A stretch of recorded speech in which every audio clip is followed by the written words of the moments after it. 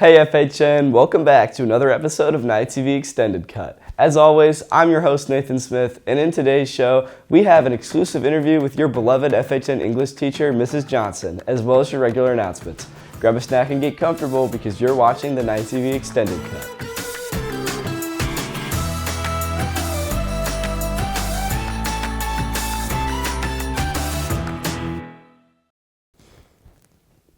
Starting off today, congratulating all students that participated in the ACT testing yesterday.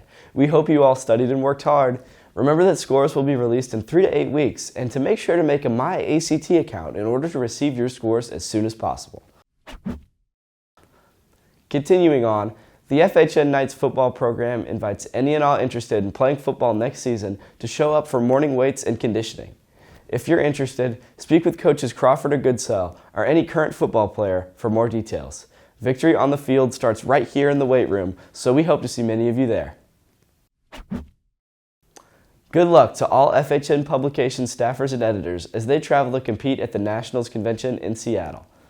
They'll have the chance to learn from professionals and get critiques on their work in order to continue producing award-winning content for our student newspaper, yearbook, and website. Now, let's welcome FHN AP Language and Composition teacher, Mrs. Johnson, as she gives us some insight into the new district cell phone policy. What's up, FHN? We're here in our journalism studio with FHN English teacher, Mrs. Johnson. She's here to talk a little bit about the new FHN cell phone policy that's coming out district-wide next year. Ms. Johnson, why don't you introduce yourself a little bit? Hi, I'm Kristen Johnson. This is like my 16th or 17th year here at FHN, and I teach AP Lang, Mythology, and English too, and then I sponsor Nights of Excellence. Okay. So could you explain the new cell phone policy a little bit to the viewers? Yes. So I know for the middle schools and the elementary schools, it's like a full ban. I believe that students maybe could have the phones like before school, but like during school they won't be able to have them at all, and even on the buses they're not supposed to have them. For high school, it's a partial ban, and the hope is that the phones will be used more for like educational purposes only, but it's also a bit up to like teacher discretion. So I think it could look different, throughout the buildings. Yeah.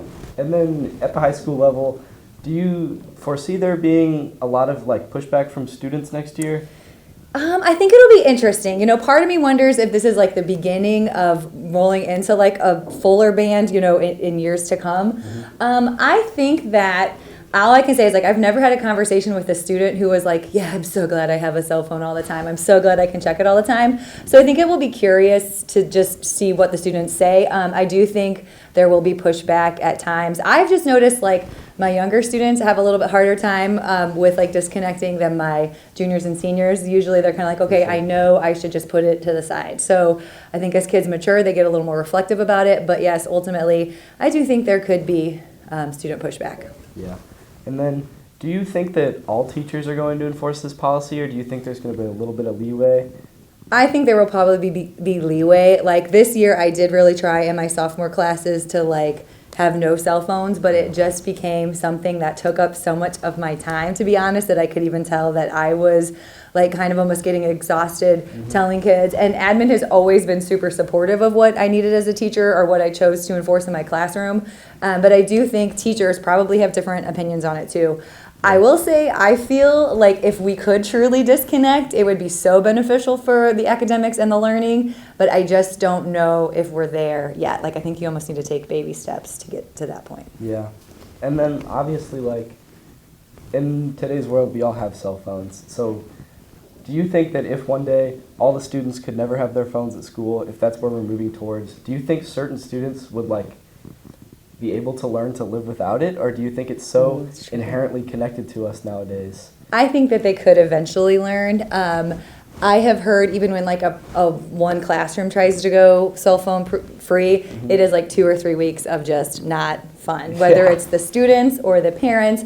I truly do think it's possible because kids usually, like I said, especially those juniors and seniors, can be reflective of, oh, I felt a little bit better today, or I was able to focus today, or I didn't notice that drama that was going online today. Yeah. So, I think that we could get there. Okay. Well, thank you so much. Yeah. That's all we have today. Great questions. Yeah.